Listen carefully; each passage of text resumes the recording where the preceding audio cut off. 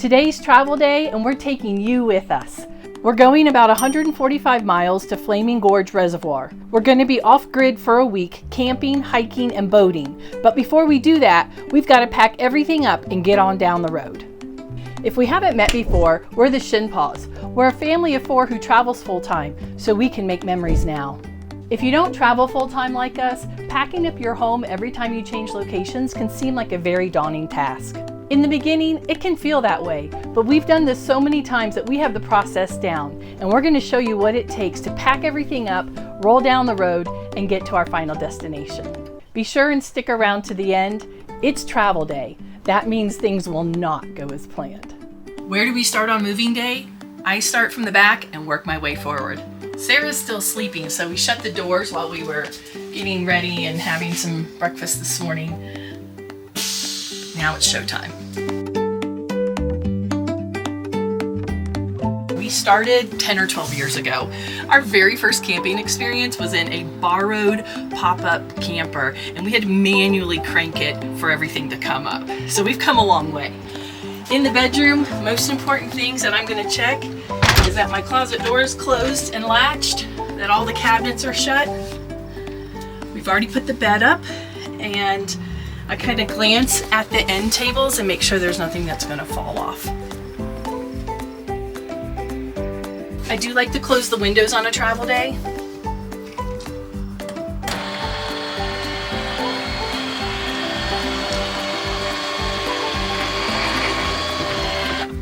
Shut the blinds. Next is the shower. We keep all of our toiletries in this little plastic bin so I can just sit them down on the floor easily. Shut the door and lock it, and that's it. I already checked the room with the toilet and all the cabinets were closed, so we're gonna skip right past that. All right, here, I just make sure that there's nothing crazy in the beds that's gonna fall out. Sarah's still sleeping. I'm gonna throw Willis's backpack here. All of these doors are shut, and really we're good to go. In the living room and the kitchen definitely has more little things to contend with. All right, so I'm gonna grab my work stuff.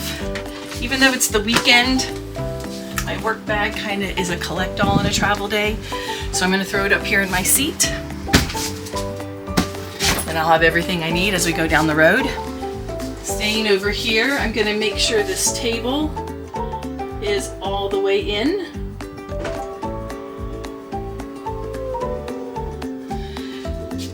Because we're gonna be off grid, we're gonna have some extra drinking water. So I'm gonna put that back here on Willis's bed, and there's a couple school things too.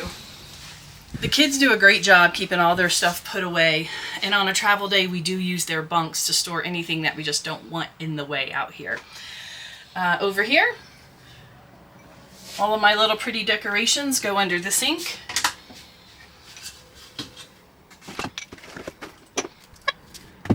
This away. Fits a little differently every time. My tomatoes, you're not supposed to put them in the fridge, but I think I'm going to on a travel day. If I can find room. Oh my gosh, Willis, I forgot. We went to Costco again because we're going to be off grid. So the fridge is kind of full. No tomato left behind. All right.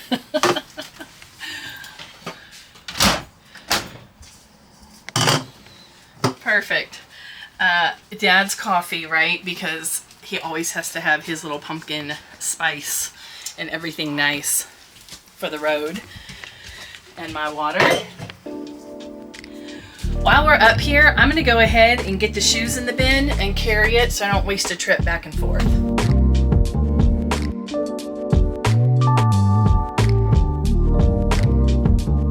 I like to put these things back on our bedroom floor. It actually keeps them from sliding around because I can just nestle them all right here in a row. And then it's out of the way too. This is plugged in on purpose, so I'm just gonna stick it there on the leather seat because it'll grip it more. And now for the countertop. I do my best to use the same bag every time, or one of 2 bags every time. That way I know everything will fit, and it's just really easy to pack things. Oh, Jason got a new knife for his birthday and Father's Day. So, I think I'm gonna stick it there to keep it safe.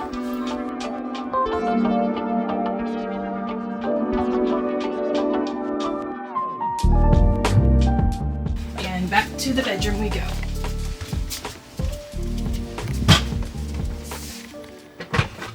Everyone on a travel day uses a closed water bottle. That way, if it falls over, it doesn't spill. Jason and I can use a regular cup, but only because we have the cup holders up front. I normally just tuck these back here. That's our system, because that's where the kids sit. All right, I'm gonna put that there because I'll have another one to go with it. This here, and it fit. I can't believe it fit. All right.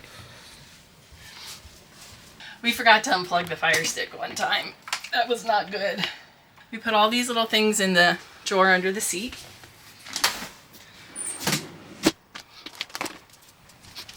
The lamp and the picture frame plug in back here. Ooh.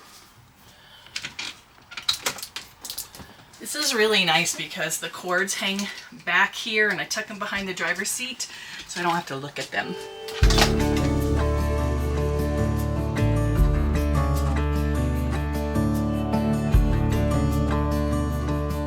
And then the shade sits on the bed and the base gets nestled between the pillows.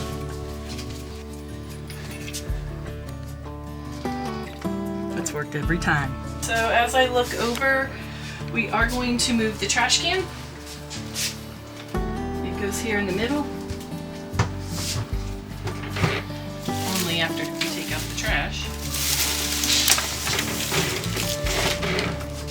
And Norman's starting to wonder what the heck's going on. We don't normally have a bunch of soda water with us because we have a soda stream machine and that keeps everything more simplified. But because we're going to the lake or the reservoir for the week, Jason loves his bubbly, so we're gonna have some to make it easy to stick in the cooler. I think this is where Norman starts to wonder if we're taking them or leaving them.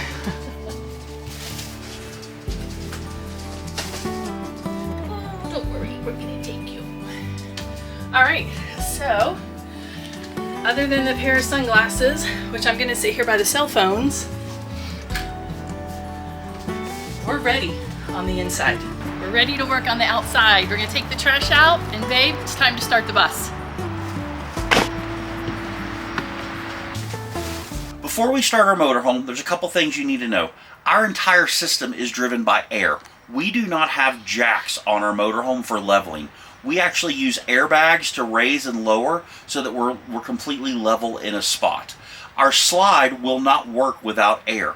So when we start the coach, the entire system has to fill up so that we can make those things happen. We have air brakes, so the brakes won't work without air, and my seat is air. So it's a complete air ride, which makes it super comfortable when we're driving down the road.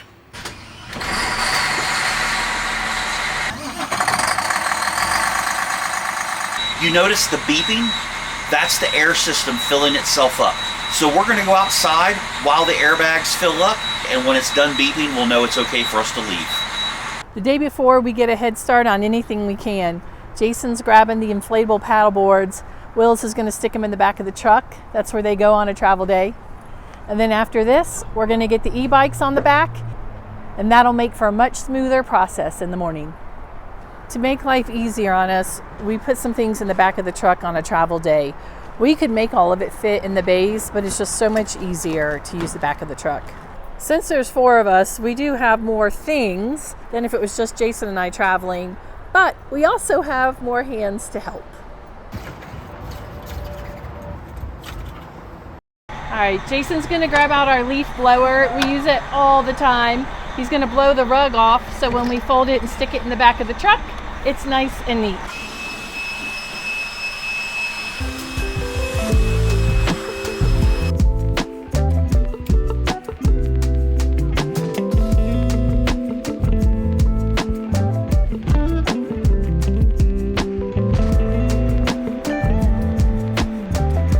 We're able to stack our chairs here in front of the generator, which is so nice and a great use of space. And actually above the generator in the case is our Blackstone grill. So we sneak storage in everywhere.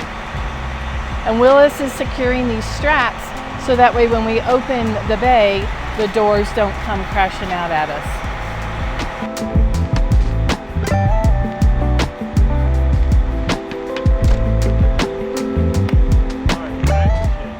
Our Magna shade might be the easiest thing there is putting away. It looks really scary, but that's it. You use the stick to pull the magnets away from the shade, and then once it's down, you just bring it over here to where we have the bag and we start folding it like a present.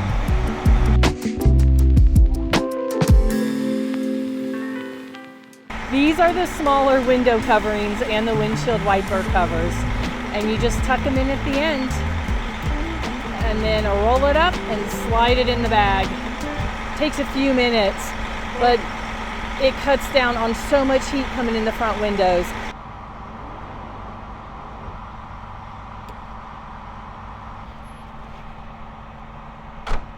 Got one more thing for the bunk beds, the watermelon. You can't go to the lake for a week without a watermelon in the summer. And the watermelon goes in the back. And we've got to move Norman's food. It tucks away over here while we're stationary, but when we move, right there. Getting Dad his protein shake and some soda water. His coffee's already up front. These are very important steps. I know people say if Mama ain't happy, nobody's happy, but on a travel day, if Daddy ain't happy, it's a long drive.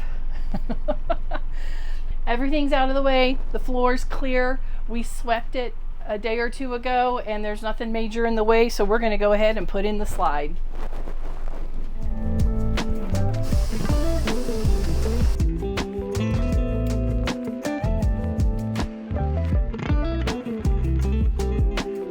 So this is the tightest spot that we have. Everything else is super wide on a travel day, and I actually lowered the bench so it's below my butt, so it just gives us a little more clearance. This is way easier now to get in and out. Let me get my fancy strap for the fridge.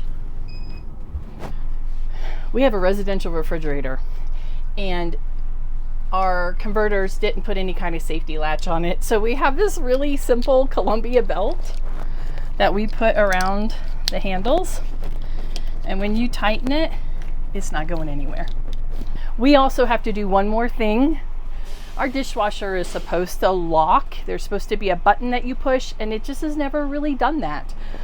So we put the stool in front of it with the footstool behind it, and then we take a pillow and put it there for pressure, and then nothing gets scratched or dinged in case that were to come open. So that's it. Those are all our tricks. We've already emptied the black and the gray tanks, so now Jason's just going to disconnect the hoses. He has a real simple quick release for the water hose, and we actually have a stainless steel water hose now. It's way more pliable, durable, and he loves it. It's really nice because this hose connects back to itself so it doesn't leak anywhere. And then we bought these really nice straps to wrap around all of our hoses to keep them intact on a travel day. This is our water filtration system. Right now we do sit it outside the bus when we're parked. Again, we have another stainless steel hose running to it just to keep the water as clean as possible. This might look like a lot of water hose, and at this site it is. We're super close to the hookups. But we have been 20, 30, 40 feet from the water hookup before and have needed every inch of hose that we bring. We can store all of these things in our wet bay. We would have loved to have had an electric reel for the water hoses, but that just didn't work out for us. But this is just as easy. So this is the sewer line, and it's an important part of what we do. It allows us to have our own bathroom, our own shower, our own sink, our own dishwasher, our own washer and dryer, everything. So the gray water and the black water come out of the bus through this hose and into the drain. So Jason's just going to give it one more chance to work itself out. You simply unscrew it out of the sewer connection. Jason's done a great job organizing our bays, and he's got Tupperware bins for everything. This Tupperware bin has a trash bag in it, so he can just put the hose in it and not have any worries about leaking or contaminating anything else. And those are our old hoses. You hate to get rid of them just in case. Last but not least, the power cord. We do have an electric reel for this, and man, we're thankful for that. We also have a surge protector. If you don't have a surge protector for your motorhome, no matter what size it is, you need to get one. We've been through a couple in the 8+ years that we've been doing this, and if you get a huge influx of power through the box and you don't have a surge protector, it could fry your entire electrical system. So it is money well spent. Jason uses a rag along the cord as it's reeling itself in just to get dirt and dust and water off of it. Just keeps everything a little bit cleaner.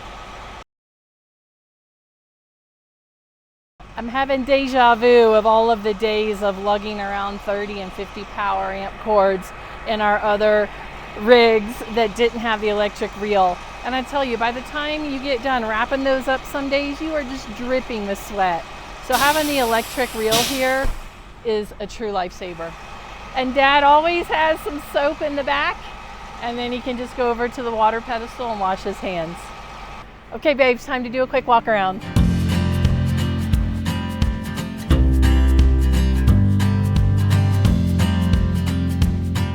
The last thing to do is hook up the truck, and then we can hit the road.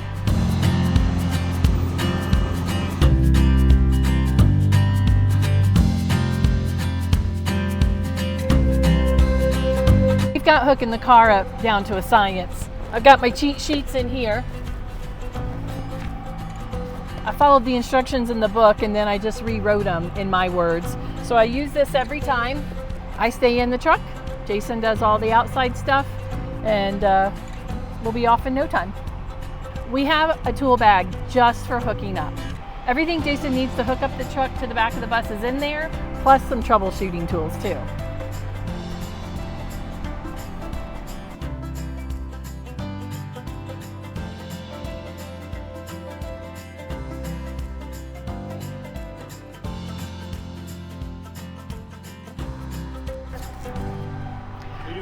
My part's done. It was so simple.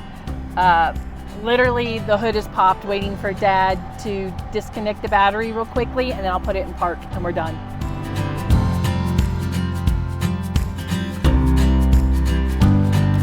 And we're done.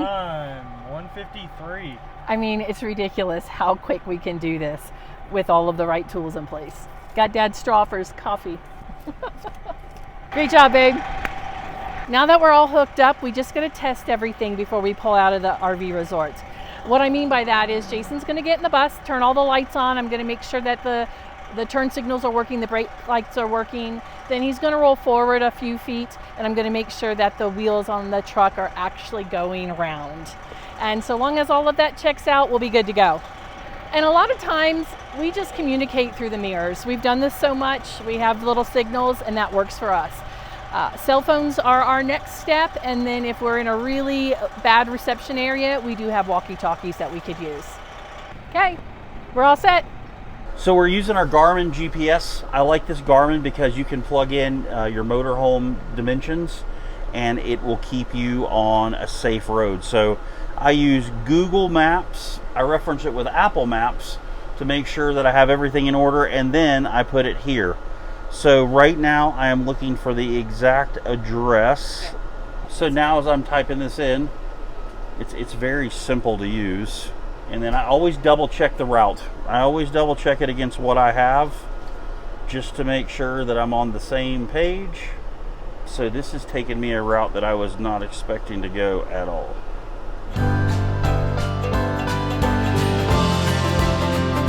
We're well on our way and everybody's strapped in.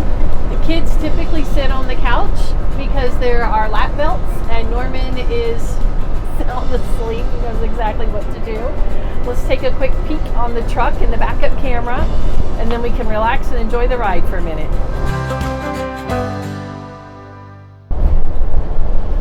They're having the breakfast of champions over there. It's easy on travel day. Yeah, protein shakes or protein bars are great. Look, that's the new ski mountain they're building, calling Mayflower. It's called Mayflower Gulch. And we are having serious conversations about coming back for the winter. Look at that. Look at this reservoir over here. Is So that Lake beautiful. Jordanelle? Yep, that's Jordanelle Reservoir. Or Jordanelle Reservoir. See, we still got to get that lake and reservoir question figured out. All right, I'm going to look up what the difference between a lake and a reservoir is. I know a reservoir is man-made. I know that. But I don't know if you can call it a lake. So I'm going to do that. All right, babe. The reservoir is a man-made lake. Okay. So it doesn't really say you can't call it a lake because it is a lake. So I think it's just up to us what we want to call where we're headed this week. The good news is we can call it whatever we want. I'm calling it a lake. It just seems more natural that way. What do you guys think? Lake, reservoir? I guess it probably depends what part of the country you're in and what you grew up by. But I'm going to call it the lake. Yeah. Being that we're going to the lake, we planned this trip like 3 or 4 months ago, right? It's June the 16th, and we were super excited going. Right. And being from Florida, June is like on fuego, right? You never have to worry about making plans in the summer going to the lake, the ocean, wherever, because it's always springs, hot. Yeah, right. Right, it's always hot. It's supposed to be in the 30s tomorrow night. Yeah, and one of the days this week is only supposed to be like 62 during the day. It was 85 there all week last week, and towards the end of this coming week, it's going to go back to 85. But, such is life. We'll put an extra layer on. We'll still go boating. I'm probably not getting in the water. That's going to be a little too cold for me. We have wetsuits for the kids. What do you do, right? You just got to go. This is our chance, and we're going to take it. I've moved to the back seat because Willis and I need to work on our YouTube video. And we can do it. So I switched seats with Sarah, and we're going to get some work done before we get to the lake. This is very normal on a travel day. We play musical chairs. If Willis and I need to work on something together, we do. If I need to work with Jason on something, we might be discussing something for work from the front seats. So it just depends who needs what, but we definitely hunker down on a travel day and do some work together.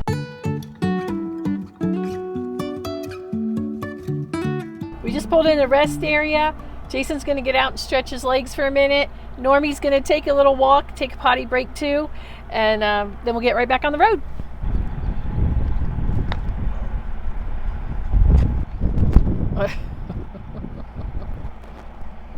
Wait a minute. Let me see that again. Can you touch your toes? Wait, you are way too fast. Oh, I'm impressed. And Normie totally knows the drill.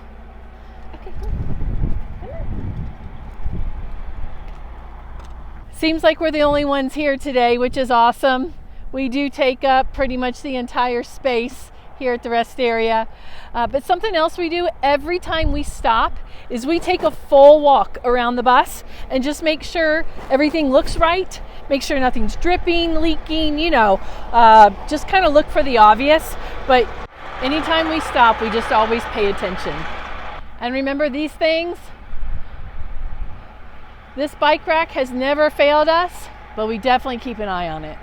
Just show him walking back. Normie, go back. Jason doesn't mind to run inside and use the bathroom.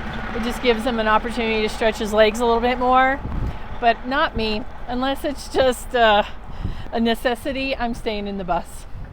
And even though we can get up and go to the bathroom and do things while we're driving, the kids and I do our best to not move around any more than we have to. So now that we are stopped, everybody's going to grab a snack, resettle, go to the bathroom before we get back on the road.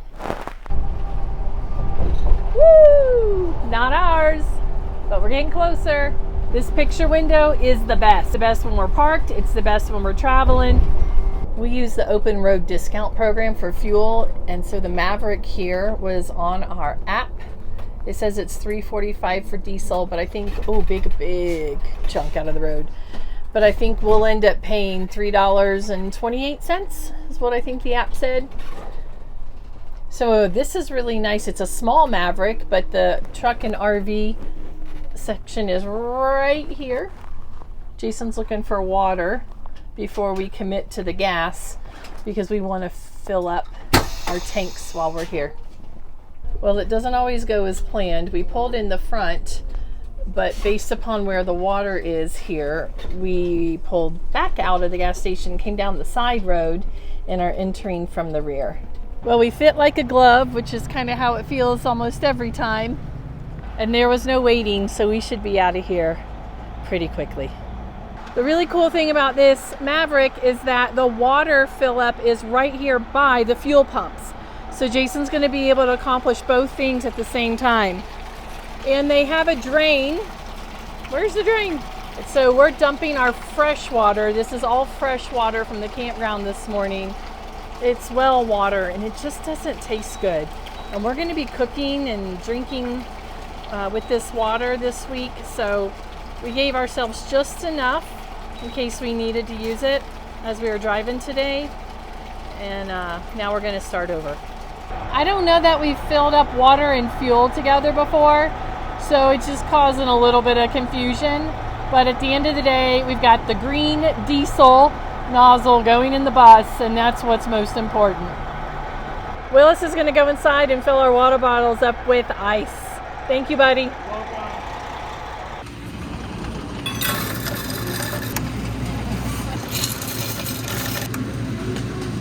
Meanwhile, Jason's got our beautiful stainless steel hoses out, and he's running whatever water we put in through the filter, which is nice. Thank you for doing that. We used to travel with a Berkey, and it just doesn't make sense anymore.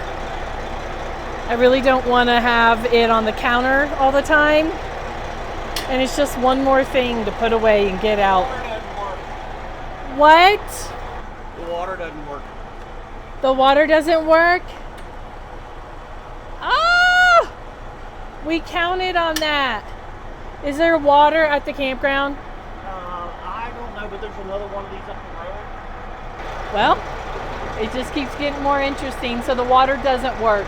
This is the first time in 8 years that we've relied on this type of a fill up. But like I said, we had well water at the last campground and it just tasted terrible to us. So we thought, we did our research, we thought we were really smart getting ahead of things. And so we put just a little bit of water in the tank in case we had an emergency. And now that we've drained all of that emergency water, the water here doesn't work. There's another Maverick too. So there's another Maverick between here and, whoa, there's another Maverick between here and the campground. So fingers crossed we don't run into the same situation, because as of right now, we don't have any fresh water in our tank. There's no water. The water didn't work. Oh, that stinks. Yeah, well, I got a video of it. Good. So the water doesn't work. We're using the small gas nozzle, the small diesel nozzle, because we didn't think we were in a hurry because we were going to be filling up with water. So now we wait patiently with ice water. Thanks, buddy. So with the issue of the water not working, I forgot, this is our opportunity to make some lunch. So I'm going to go make a quick sandwich for everybody, and then we'll carry on.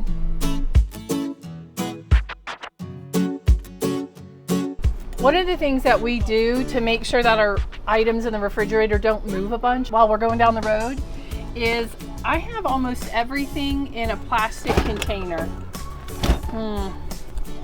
They're pretty full right now, but I'm going to show you. Like, that's one of our containers, right? You do have to be careful when you stop, but having these containers makes potential issues so much smaller. We're going to have a quick sandwich and get on the road. Looks like we're going to stop at another Maverick and hopefully get to Flaming Gorge before dark. So we're definitely into paper plate mode with dry camping this week, which is fine. We're all stocked up. And I know it might seem silly, but getting the mayonnaise in the squeezy container, it's a few cents more. But again, you know, on a travel day or when we're dry camping, it's just one less dish, one less thing to manage. Thanks, Sean. You're welcome, buddy. This is attempt number 2 at finding water. They do have water at the reservoir, but we're just not sure how easily accessible it is with our big rig. Most people don't take these big buses to these smaller campgrounds, so we're just playing it safe. We filled the water tank up, but unfortunately took about 30 minutes. And as you know, we weren't able to do that with the fuel. So that really set us back today. And in hindsight, Jason and I were thinking about it. We kind of tried to solve the world's problem instead of our tiny little problem. We probably could have just filled the tank up at the campground so it would have been done, and then just bought some bottled water. We also have a 2.5 gallon dispenser that we're going to use for water this week, which we had planned to fill up at the campground anyhow. So we probably could have been a little more diligent and thought that through better. But again, it was the first time for us to do that, and we thought we had a good solution, and we learned something today. So even after 8 years, like, we still learn stuff. So something else happened on our trip that I wasn't able to record because in the moment, it was all I could do to deal with it. So the address that we had for the campground in our reservation on their website is actually a corporate address for the government agency that runs the campground. And so I was talking to our friends on the phone right about now in the video, and they were telling us that they had just arrived. I'm like, oh great, I think we're about 10 or 15 minutes. And they said, where are you? And I told them the city. They said, oh no, you're not that close. So what we discovered was the physical address of the campground was different than anything on any piece of paper or website that we could have referenced. And so we actually had to add over an hour to our drive today.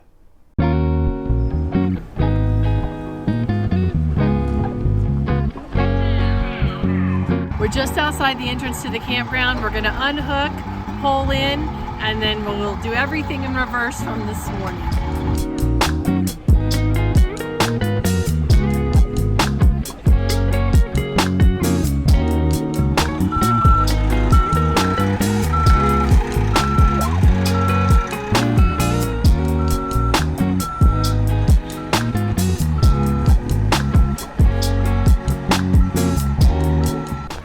We're here, and I am so thankful. And guess what? Today did not go as planned. Even after traveling for over 8 years, we kind of made some faux pas today. And you know what? It's part of the lifestyle. Things are always changing. You're always learning something new. We'll totally do the water thing different next time. We'll fill up at the campground, and we'll fill up our little drinking container with good water wherever we go, or I'll buy a whole bunch at the store because that was a hassle today. Also, the directions failed us. The directions that Google, Apple, and our RV GPS showed didn't take us to the right place, but that's because on the website, the address wasn't the physical campground.